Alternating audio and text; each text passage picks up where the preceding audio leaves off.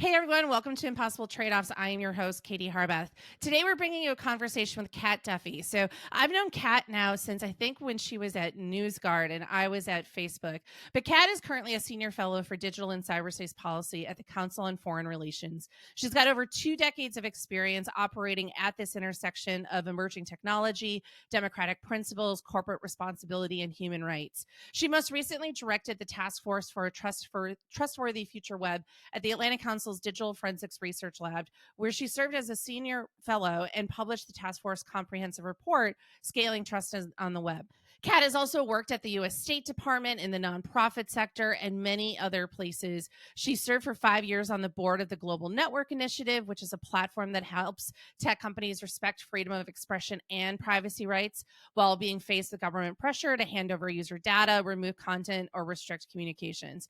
She has a deep, deep understanding of this space. I'm so lucky to be able to count her as a friend. We recently wrote a joint piece for Foreign Affairs magazine about all of the elections happening this year. And so we talk a lot about that. We talk about what we're seeing so far in those elections and also what we're seeing in the trust and safety space and what the future of it might be. So I hope you enjoy. Kat Duffy, welcome to Impossible Trade-Offs. Thanks for joining me. Thanks for having me. I'm so excited to chat. Such a great way to start. I know. We get to have a little morning coffee chat. I like this. I love it. Let's just start first. Usually I'll it's do a more little. about- I know. Why don't you tell folks a little bit about yourself first? Because not everybody's going to have your background. No, that is true. My name is Kat Duffy. I'm currently a senior fellow for digital and cyberspace policy at the Council on Foreign Relations. And for those who don't know the Council on Foreign Relations, it is a think tank / membership organization / publisher. It's a very interesting institution, been around for about 100 years. We publish Foreign Affairs magazine. We also have an entire studies department that does a lot of the think tank work in DC and in New York, and I sit in that department. Before that, I got to know a lot of the people in the space that you and I share through a task force that I was leading at the Digital Forensics Research Lab at the Atlantic Council on the sort of evolution of the trust and safety space, what it is, what it looks like, how it's shaped up, how it can be seen differently through different lenses. It was a really interesting and fast project. And before that, I did my first paid gig in sort of tech policy landia, helping Goldman Sachs draft their Y2K due diligence record. So I've been around for a while. I also spent a significant amount of time in refugee and asylum work, in addition to tech. And so, I've always been really focused on human rights and humanitarian law and humanitarian rights and the intersection of technology with that and how we apply existing laws and societal norms to emerging technologies. That's, if I were to define my career, that would basically be what I stayed interested in. So I was just trying, while you were going through that, I was trying to remember when we first met. Were you at Internews? I think it was at Internews. I think it was you and Crystal and Teddy had come on. Sadiq. It was the sort of Snooty Haggerty days. Yeah. Yes, it was the early days of. I was thinking the other day somebody was like, when did you get into trust and safety? And I was like, I don't even know when I started calling it trust and safety because we were doing it before it even had a name. And at Facebook, we called it integrity. We didn't call it trust and safety. And I'm like, I think it was actually after Facebook that we started calling it that. Yeah, the trust and safety term came from eBay, right? So that's that's sort of where it originated, and now it's just come to encompass this whole field. But it was so fascinating with the field is that there's some people who are very clear that they're in it, and then there are all sorts of other people who are like, no, but I don't do trust and safety, I do fraud, right? Or no, I don't do trust and safety, I do spam. Or I don't do trust and safety, I just do information integrity. So there's all these sort of different niche terms and pockets, and a lot of it depends on how big a platform is that somebody has been operating at, and also what the purpose of that platform is. You think about trust and safety really differently if you're a marketplace like eBay or Etsy. Trust and safety is going to be a lot more around fraud. It's going to be more about people selling things that could be really harmful. So if you're making that platform safe for users is going to be different than the way that you're going to try to make a platform like Facebook, right? Or TikTok safe for users. Those are much more content driven and much more about discourse. And I would say, frankly, trickier. That's a good segue into, because this morning I was like, oh yeah, she did do the trust and safety task force. I was just kind of like, I'm like, I can't believe I didn't have in my list of questions. Can you tell a little bit about that project that you did for the Digital Forensics Research Lab? Because like you briefly mentioned, you're like, it was a very fast project, but you did heroic work to bring together a large number of people to look at this. So tell us a little bit about how that project came to be. Yeah, it was someone who was covering it, and I can't remember who, unfortunately. But someone referred to it as the Avengers of Trust and Safety. I thought it was the most hilarious description. But it's really, I mean, it was OGs like Nicole Wong were on it, right? But then you also had, John Carlin, who's the former deputy attorney general. You had, Charlotte Wilner. I was going to say the Wilners, of course. Yes, exactly. I don't think Dave was technically on the task force, but we interviewed him and he was part of it. UL Roth, but then also Valentina Pablo from Argentina and Nigat Dad from Pakistan and Victoire Rio, who has spent most of her career working in Southeast Asia. And it was a range of academics, Maya Wiley as well, from the leadership conference. So we focused a lot on bringing together people who had practitioner expertise, but not only practitioner expertise in the space of industry, so trust and safety workers, but practitioner expertise on the academic side, practitioner expertise on the advocacy side, and the sort of global north civil society organizations, but also deep practitioner expertise from global majority countries as well. People who have really been on the ground, living and operating within and with those obstacles. And there's an interesting sort of chart at the very beginning of the task force that shows how we broke people down into different categories. And my goal was that everyone should be able to represent at least 2, if not 3 lenses. So if we were going to have attorneys, I wanted to make sure we had attorneys who focused on civil rights. I wanted to make sure we had attorneys who understood IP and First Amendment law, but I also wanted to make sure we had people who understood human rights. And so we were trying really hard to make sure that we built a nexus of people who'd been in the space at least 10 years.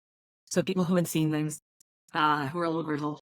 And the whole idea was, this is not the goal for this, and it's all credit to Eli Shiverman, who was at Hewlett Packard Futures at the time, and Rose Jackson, who runs the Democracy and Technology Initiative at DFR Lab. All credit to them, really, for envisioning a bunch of this, and then bringing me on and asking me to lead it. But the goal was, if you really know, if you're a trust and safety person, if you really know this space, most of what you read in this report shouldn't feel new. It should feel basically right. But there should be something in it where you're like, oh wow, I hadn't thought about that component, right? Or I hadn't added that lens in. And if you were a human rights person who worked with platforms, same thing. So every single one of those people, I wanted them to be able to read it, and on the parts where they were experts, be like, yeah, I might not have exactly said it that way, right? But it jives. Like I can back that generally. And then also, I hadn't thought about that part. That has some value, or I should have a conversation with that person. So we had 40 people. We had, I think, 15 different organizations, I want to say as well. And it's basically meant to try to map the ecosystem as much as we could. So it covers everything from gaming over to the origins of trust and safety, to open source trust and safety tooling, trust and safety in federated spaces, what we've learned from the evolution of cybersecurity. It's pretty broad report. And we did it to basically in 5 months. So it was, I told everyone that I was trying to run a task force at the speed of technology.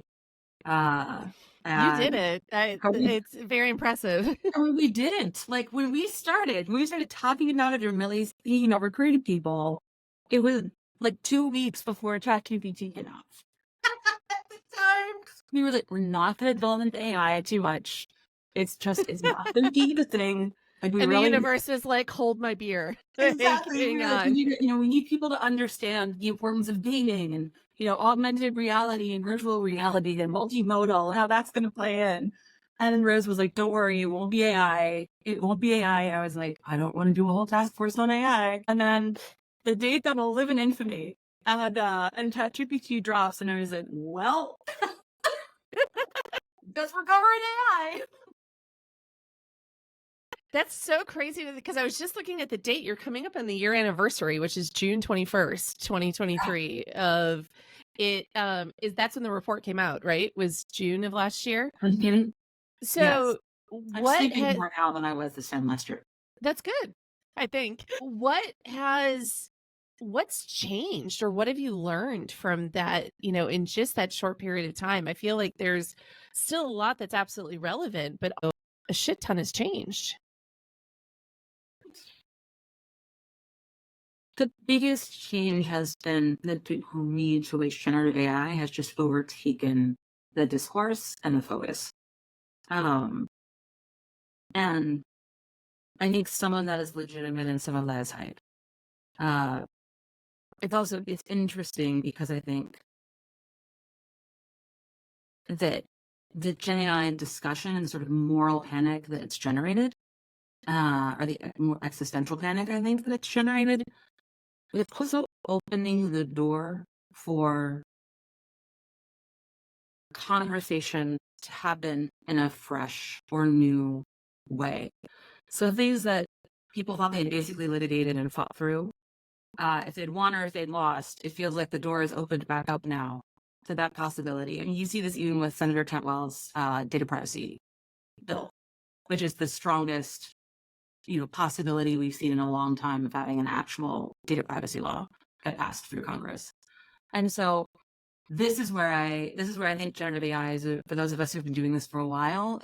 There's a real opportunity here, not feeding into the hype, but instead using this moment of captured attention to try to refocus people on some key questions. And so you have open source tooling, right? More accessible tooling for startups and smaller companies that are trying to build is a great example of that.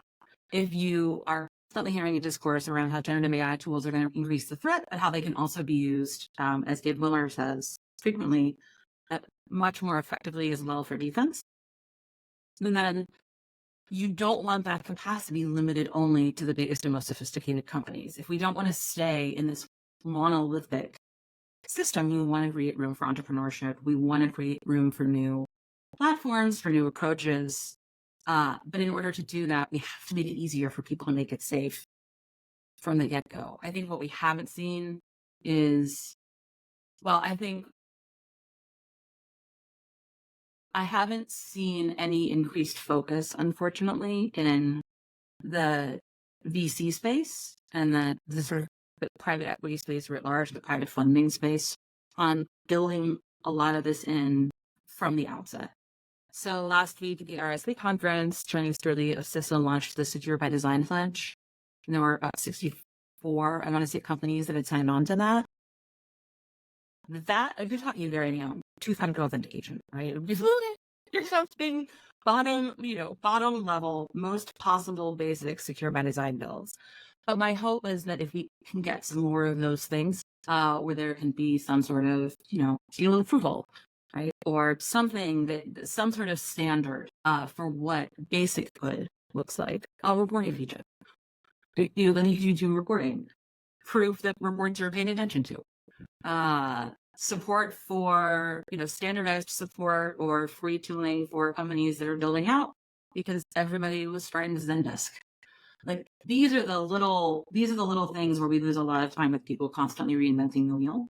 And that inefficiency really bothers me, because that inefficiency is making people less safe. And it's making digital ecosystems more harmful. And so that's why I don't really have patience for it. We should be better and smarter at this than we are right now. I agree. And in talking to a lot of people too, I think in companies, I think a lot of people would just the hard part about technology in this trust and safety space is there's no roadmap, right? Like there's constantly new technologies, there's no roadmap, there's no playbook. You kind of look behind you like, who's going to show me the way? And it's like, oh wait, I'm the one at the front of the line and I got to figure this out around all of it. And I think a lot of people are like, just give me some standards to like measure myself up against. Now, the tricky part is getting everybody to kind of agree to those. And that's one of the things about this task force that I was so impressed by was the number of people you had and the ability to, I want to ask you both about the global aspect of it. But first of all, how did you approach trying to get consensus a lot of very smart, opinionated people who have very valid perspectives, but different perspectives. Yeah. It was a challenge. I would say there were two things. One, I was very clear with everyone from the outset, and it would not be a consensus-based document. So a task force frequently is a bunch of people who, the task force report is what they have all agreed can be in writing. But with that crew of individuals, I mean, it would have been 2 years of wordsmithing before everybody. And then it would have been really generic. It would have been, that's how you get the recommendations of like, less hate speech. Exactly. We can all agree on that. And so from the outset, I was like, we're going to do this quickly. It was hilarious. I recruited basically every woman I talked to, and some men, but basically every woman I talked to, my immediate pitch, my first pitch was, look, you plan on wedding in 2 years, or you plan on wedding in 2 weeks. This is a 2-week wedding. Like, this is not a Pinterest mason jar situation. But like, we're going to get married, we're going to get it done. I spent a hell of a party. And basically every woman, like no matter how senior, was like, I get it. Count me in, right? Count me in. And then some of the men who I think had really struggled with the length of wedding planning were also hyped by that idea. But this what I basically told everybody. First of all, it's going to be a very minimal amount of work for you. So we're going to do all of the heavy lifting, and I will bring you in. I'm going to need a couple of isolated conversations with you, and then I'm going to task you with review of a couple of documents for your feedback and comments only. Then we had a crew of people that were supported to actually write different annexes. And so the people who were authoring annexes took on a much more significant role. It wasn't Mrs. Brennan, was one of the most important elements. It was instead, I'm going to do my best to reflect everyone's insights and the range of ways that one could think about this. And I am going to try to reflect majority consensus, but also note where, there is a ton of agreement. And so we strove to do that. I made sure to bring everyone together towards the end. So I wasn't shipping this individually to everyone for their own comments. I was bringing people together in a Zoom with the documents as well as slides. And you have, 10 or 15 people all looking at it and talking to each other. And so being able to create that dialogue, I think also really helped people understand that there can be multiple legitimate lenses here, and that our job was just to capture them. And again, this was meant to be a snapshot of an evolving space as opposed to a dispositive, an analysis of this is how it should be done, or this is how it should be done. And the end goal was a list of recommendations for philanthropies, so that they could take chunks of this on, both public funding, so point assistance programs, for example, as well as, private funding. And so that was the other. I think the other reason that I was able to get people behind it is because it was driving towards, we're not mapping a space for the academic exercise of mapping a space. We're mapping a space to give it coherence, and then we're capturing recommendations that would move the space forward. And those are going to be concrete recommendations that people could get behind and take with them. But also everyone knew that they could disclaim anything in the report that they wanted publicly. Like that was part of the agreement. Anything you don't like, you can go on the record while we're promoting it and be like, I like this part, hated this part. Yeah. So that was really important to me. And that made it a lot easier because people knew they weren't putting their name to something where they hadn't been able to read every page of the 150 pages. That's what the reason I was looking off camera is I was searching to see how Duco was mentioned in the report, because the way I contributed was as an expert of like valuable. I'm sorry, I should have led with this. Oh no, it's totally okay. I'm not doing this to be a sales thing. I was just like, I'm thinking so much about the end of it that I'm thinking less about the beginning of it. But one of the things that we did was contract Duco early on to sorry, I think she used to be a new puppy. Because of the felt walker. The internet. Did you know that? Yeah. For those that are listening, Kat and her family recently got a new puppy, which was quite the exciting adventure. And the puppy just came to say hello. Yeah. And she's a well-crowned doggy. Dr. Duffy, who was very attached to Mom. Silver Streets. Yes. um, so what we did Until was retreats, yes. contracted. You're not helping my puppy fever. I know, we have to come over and play with her. Yeah.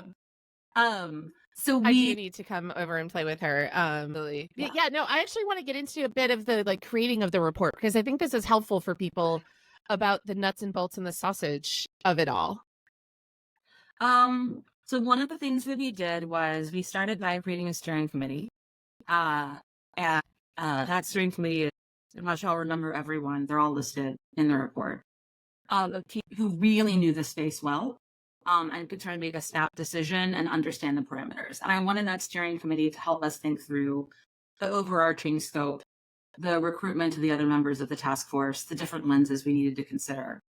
And so that included people like Charlotte Wilner and Camille Francois, Nigat was on it, Britton Heller, Eli, Rose. I'm forgetting a couple of others. But so we started with that smaller group to help us build out the idea. And then we contracted Dugo. And I asked Dugo essentially to pull together the foundations of what could be a sort of ecosystem analysis of the trust and safety space.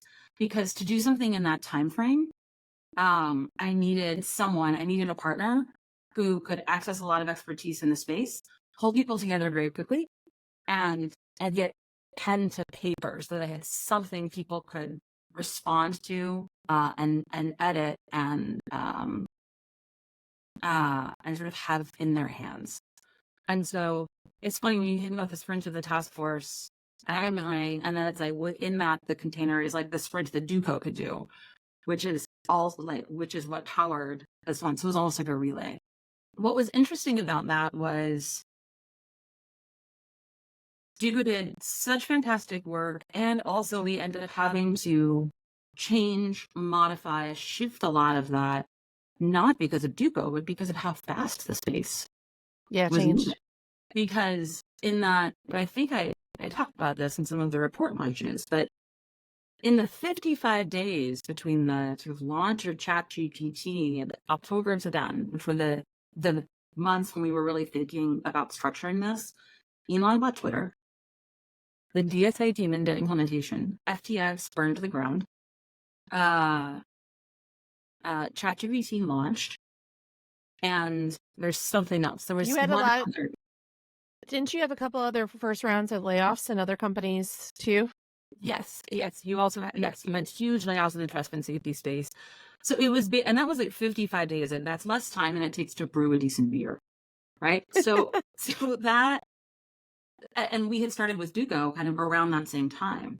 And so it was, again, just the impossibility of trying to keep coherent thought ahead of where the space is moving.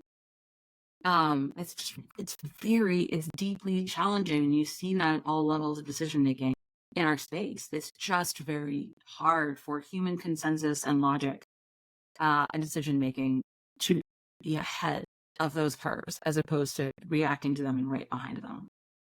One of the things and one of the things I really appreciate that you do, not only in this report, but overall in your work, is really making sure that voices from the global majority are included. And I want to talk more about that. But first, can you define what the global majority is? Because I think most people probably don't hear that term. They may hear it as the global South.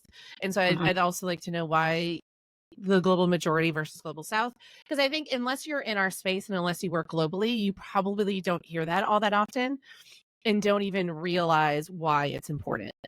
Yeah. So the global majority is what a lot of people in tech would call rest of world. That is another way that it's been referred to. So people refer to it as the global South, but the global South is, I think one of the things I find frustrating about the global South is that there are many countries that we would consider within the sort of economic development spectrum that we think of as the global South that are in fact in the Northern Hemisphere. So this is not a Southern Northern thing. It's also why I don't like the term global North, because, global North is, also Russia. Yeah. So I use global majority because it is a term that came from global majority advocacy spaces. So it came like from that community. I would say first and foremost, like any of these terms, it's an incredibly reductive term. It's the least bad thing I have to reference, and it generally is referring to those individuals and those countries that are not at the leading edge of the revenue models, or the political interests of the. You could talk about it in terms of big tech, or you could talk about it in terms of sort of the global political and economic elite. Uh, to me, it was important because so much in tech, both in terms of product and culturally, reflects the decisions and the perspectives of a very, very, very small amount of cultural diversity. And so they frequently, a lot of bills have reflected a faith in government as being a fair and process-driven arbiter, where citizens have the right to vote a government out. A lot of the ways that the biggest tech platforms have rolled out and been built have also been based on a lack of understanding of how quickly online violence can shift to offline violence, at how quickly scales can tip in countries that have more fragile political or economic systems, at how easily the scales can tip if you have a government that is intent on repression. And then also how complex multilingual societies are as well. And so I use the majority in part because I like to keep the emphasis on the fact that we have a small echelon of cultural and technical thinkers driving platforms that impact a huge pitch of the world. And I've lived about half my adult life outside of the United States and about half my adult life inside the United States. So I've lived and worked in South Africa, in Colombia, in Cuba, in Tunisia. These countries are not an ideological construct to me. And I've supported programming for digital rights activists and support for digital safety and independent media in about 90 countries around the world through my work with foreign assistance programs. And so, I lived through the pandemic in Tunisia. I'm sitting on calls with the big companies, hearing about all the great things they're doing in terms of pandemic response and informing people and the boxes they have popping up and all of that. And I was like, not here, you're not. And these statements get made as if it's actually truly global. And if you were sitting in the United States, or you're sitting in Europe, or sitting maybe in Mexico or Brazil, you might see that and not know. And in the vast majority of countries, that doesn't actually exist. And that service isn't being delivered, and people don't have that to rely on. That they don't have basic access to safety protocols that they understand in their language, that terms of service and agreements and reporting features have been run through a translation machine and shot out with very little work or thought as to whether or not people who are using the product could actually understand them. Very little thought given to what post-social design would look like if you rely on reporting mechanisms, let's say, in order to get analytics and figure out that something not great is happening on your platform in a certain environment. But you have no understanding that the community in which your platform is being used is a community that sociologically hasn't been raised to think it has a right to report things. Reporting features are not going to work. And so pro-social design in a culture like that is going to look very different. And that design is going to look like in the United States, like, ye land of Karens. And so I think that the lack of equity is so real and hurtful to me because it is so undermining of people's dignity. And I don't believe that it's possible to serve every population and every community equally. You're not going to be able to serve my parents equally as you're going to be able to serve me, as you're going to be able to serve my 12-year-old. I don't think it's actually possible to achieve that equity. I do think it's possible to be more forthcoming and more transparent about what capacity you have and where. And that is the part that I find really frustrating, is a narrative from so many of the biggest companies that they're doing X. And really what they're doing is X in a very small number. X is now a bad term for this. They're doing Y. And most people don't want to do X. They're doing Y. And then they just gloss over the fact that Y is actually probably really only have 4 languages or 7 operating environments. You're bringing up a really important point, I think, that I think is missed when we talk about the transparency conversation, which oftentimes is very focused on just data and not on the decision-making process and the prioritization process that companies go through. A mutual friend of ours, Moira Whalen, and I talk about this a lot because I'd be sitting on the Facebook side and I'd be like, listen, we can't do everything in every country, but I try to go into it at least a little bit. And then she'd be like, no, you got to do something in every country. But she was right. We were both right. We were both, we were coming at it from the perspectives that we had. And this is probably a good segue a little bit into the piece that we wrote about all the elections happening this year, because that is a component of these companies are coming out with all of these, here's what we're doing for global elections. And one of my beefs is like, no, can we go a little bit deeper? Because you're saying global elections and you probably just mean like the big ones, India, Indonesia, yeah, but you're not, even South Africa, only Meta and TikTok and maybe one other, so forgive me, company, if I'll put all in the show notes, but like a lot of the, Nick Clegg went to South Africa and at least was talking about it, and they at least put something out about what they were doing for the South African elections, but most platforms did not. And those are, by the time this airs, there's I think 11 languages in South Africa. I think just the South African national anthem is sung in 4 languages. Like each verse is like a different language. So you're going to tell me that they're also going to be doing it equally well in English, Afrikaans, Zulu, and Hausa? And I'm saying Hausa all wrong. I always say the click wrong. But there's no way. But there's also a reason for that at the moment. I mean, there's multiple reasons for it, but one of the things we talk about is the fact that everyone is just sucked into the US and the EU elections. I had somebody from a tech company who shall remain unnamed who was like actually quite frustrated because they're like, I'm having to spend so much time complying with the DSA in the EU that I can't spend as much time as I want to in India and South Africa. And that's the conversation I think we need to have globally as these regulations keep coming down then about where should people actually be spending their time. I'm curious how you're seeing it too. Yes, I think it's it's been interesting. You've been talking about how it feels eerily quiet. And I agree.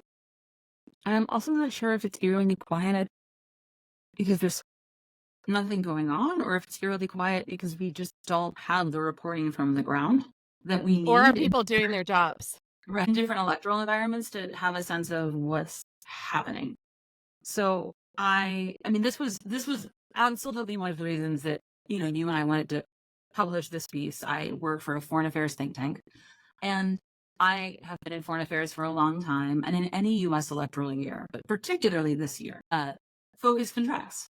It's human nature, right? Focus contracts, and people, Americans and American organizations that would normally be more focused on the outside world start looking inward because it's a big year for the future of the country. That all makes total sense. But philanthropies tend to focus a little bit inwards as well. You see a difference in the types of decision making that's going to happen at a sort of nation state level. Because, I've talked to diplomats from other countries all the time. Everyone is hedging their bets and trying to figure out, well, what's going to happen in November? And if we do this agreement now, will we have a totally, if it were a Trump administration in November or in January, is this a thread that would carry through? Or would there be whiplash and this would be something totally different. So it's not even it's an operational question. If you're going to go through months and months of negotiations, only to have an administration come in January that doesn't want to have anything to do with it, you just want to start investing in those negotiations now, right? So this is what you start to see with the diplomatic space. That affects collaboration around things like foreign assistance funding to civil society organizations around the world. It affects the ability to put together collaborative projects that would span 2024 and 2025. Reducing this with the EU elections as well. And then this is something that, when you were asking about things that have changed with the task force, like since the task force report, there was very much a feeling at the time that the trust and safety space had been eviscerated, but also that it wasn't clear with all of those firings what was really going on, and if the space was just reconfiguring and was going to reset itself. And I think we've seen two things, and I'm interested in your take on this. I feel like we've seen jobs shift and change and open up in different ways, and people going back in or going into different companies or a wider array of companies creating roles and creating teams. But we have also seen a shift in investments over to compliance. And this was one of the things that we flagged in the task force, is that the challenge with all these new regulatory measures is that if you trust and safety resources are getting diverted over to compliance resources are not getting added onto existing trust and safety resources. They're being treated as one and the same. But trust and safety as a field, one of the things that's really fascinating about it is that it's tended to be forward-looking and focused on innovation and consistently making things better. Compliance is about looking backwards to some degree. It's about auditing. It's about documenting what you did. If you shift your resources away from the forward-looking and towards the internal auditing of what you already did, we get more clarity on what decisions were made, but we get less investment on moving the ball forward and trying to improve things significantly. And the theory, I think, in part, is that auditing and that transparency then forces greater public awareness, which creates more political pressure on the companies and forces them to have to look at these things, and then that political pressure will force them to make a change. That may play out as theory, but it would take years because there's not enough of a standardized understanding yet of what you're going to report and how. It's these transparency reports are sort of apples and oranges right now. It's hard to look at them. Well, so there's a couple of things here. I think on the transparency reports, everyone was like, we want more data, we want more transparency. And so the companies basically now are like, great, here you go. And you're being buried in data. Yeah. And we have not thought about, like, the data fairy is just not just going to appear and be like, here's all these amazing insights from these transparency reports. And the other month, some folks from the EU were here in DC, and they were telling me that since September, when the dashboard went out where every company has to give a statement of reason for why they took down a piece of content, there's over 15 billion, that's a B, billion statements of reason in under a year. I think in just like a 6-month time frame. And I was like, okay, so who's paying people to study that? And they're like, no, we don't have that. I'm like, so how are you supposed to get insights from that, right? So there's you didn't hear AI will solve it. AI is going to solve it all. I forgot. That's all of course. That's all. We just need the AI data fairy is going to come out and tell us everything. But then on top of that, so what you were also saying too is, and Brian Fishman, I thought, put this really well. He's like, regulation and compliance might raise the bar for everyone, but it lowers the ceiling. Meaning that then people are only going to do, and companies will just do the bare minimum of what is required by regulation, and they will not feel compelled to go above and beyond in what that looks like. The banking and financial services industry is a really good example of that. If you talk to people in banking, there's so much risk in doing anything that is outside of the industry requirement or standard that you get much more conservative approaches, because all of the focus is being able to prove that you are completely compliant and meeting every regulation. There's so many that it creates a real disincentive taking on totally new approaches or thinking about things differently. And so, yeah, I mean, like, rather than all of the I don't know, I think that DSA is a really admirable first step in what will inevitably be a long process of us learning as human beings and as people who think about societal governance, what makes sense and what doesn't. It's just going to be a learning process. And I think, to me, one question will be, to what degree does the EU double down and entrench on what it has required, as opposed to really learn? I think the other challenge that I consistently see is that in all of this regulation, so I'll propose things in the United States as well, there is a need and a focus on making sure that there can be independent expertise and analysis from civil society, which I think is crucially important. There's also no funding to keep any of those civil society organizations alive to do that work. And this becomes particularly problematic to me in the global majority space. Yes, 100%. Majority small civil society organization, overwhelmingly you are getting your funding from a European, American, Canadian source.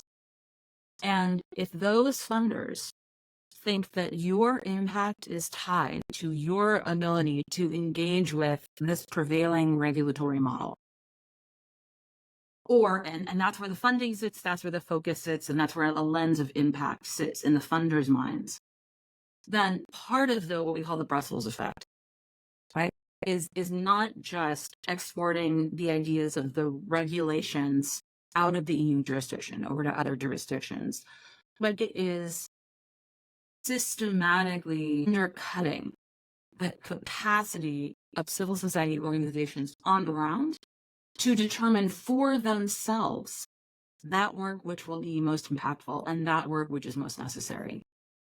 And so refocusing them, because that's where the funding sits for them to continue to exist another day, refocusing them on being responsive to things that are coming out of the TSA reports, or thinking about how the TSA might be implemented in their country. And so it's putting civil society in a reactive position as well, as opposed to supporting civil society to be the true innovators and the true thought leaders around where the space could go and what new things could be developed. And I worry a great deal about that dynamic, because civil society has historically been among the very first to raise their hand and say, this is not going well here. We have a problem. You could do this much differently. You could do this much better. Have you tried this thing? Civil societies on the ground really looking at these things. They're crucial voices. And if philanthropically we undermine their ability to define their work as they see it being most impactful in their communities, in their own environment, they become totally driven by funders and what funders think matters. We have replicated the big tech dynamic, but just in development and philanthropy. And that I worry about that a lot. I really do. So last question for you, because we could talk for hours about all this stuff. How are you thinking about, I'm thinking a lot about the next 5 to 8 years. I'm big on looking ahead and trying to look around corners. What are you thinking about right now when you kind of look longer term in this space in general, sort of tech, trust, and safety, the general space that we both work in? A couple of things. I think the lessons learned from trust and safety and the way that they then get rolled out and applied, not just in the AI space, but in the humanoid robot space and, gaming, the focus is shifted away from augmented and virtual reality for a minute. It's going to come back. I mean, this is just, in 18 months, we're probably talking about that again, because now we're talking about so much more data and these multimodal systems becoming so powerful. And so I keep thinking about how we create a speed run, a much stronger speed run between that which we have learned and that which we are doing. And this is a systemic problem at sort of every level, because the expertise tends to sit in silos. And we do have a community of people that's getting more and more fluent in being able to speak across those sort of different boxes. The challenge, though, is that when your energy goes to becoming more fluent in those different boxes, you also lose a lot of the granularity of your expertise and your particular vertical. And so how you sort of allow people to keep those deep connections with that vertical and with the community there, so that they truly understand where the space is moving, but then also sit across and communicate better with others. It's really inarticulate, but it's a human problem. It's a really human problem, and it's a human problem that has haunted cybersecurity. It's a human problem that has continued to haunt tech and all sorts of different modalities. And the scale that I think AI brings in terms of the level of inequity, but in scale and how fast things could go. It's speed and scale versus human capacity and societal risk, societal governance. And also the degree to which the American financing model for innovation can play into that as well. I think a lot about that, and that's at T where I need to be focusing, I think, a little more. But there's, I'll close with this, that what's so interesting to me about what happened with ChatGPT when it came out is that you talk to people who were inside of OpenAI, they put it out because it wasn't that big a deal. It was an old model. They'd been using it for a long time. They were not expecting it to take off. It was not meant to be this huge. It wasn't that special. That's why they just dropped it there, right? And I think that was the first product I've seen where policymakers, who are, so many of them are words people, engaged with that and fundamentally saw how different it would make their lives. Like policymakers and decision makers, because so many of them are sort of words people and images people and more humanities based thinkers. I think as the minute that the people engaged with that tool or heard about that tool, it hit just like a train, because suddenly they could envision all the ways that it could be used. And we haven't had a lot of technological tools where that also was so clear and so fast. Just, yesterday we didn't understand this, and today we do. Yeah.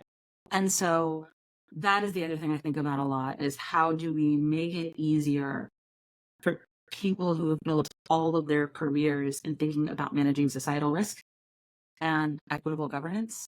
How do we make it easier for them to truly understand where the technological space is moving so that we can actually get ahead of it? And how do we maybe inject a little bit more humility and care into the tech space in terms of acknowledging that people are building things that it's not just a fun engineering challenge, that these things have a real human cost, potential for real human cost, and that greater care is merited, at least in terms of the people you bring in to look at it and talk through it with you.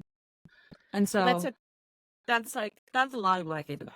It's not terribly technical. It's deeply human. No, I love it. Well, Kat, thank you so much for joining us. This has been a fantastic conversation. Thank you. I'm sorry I'm so long-winded. This is not my strong point. No, it's great. That's what podcasts are for. I hope you have a great day. You too. Take care.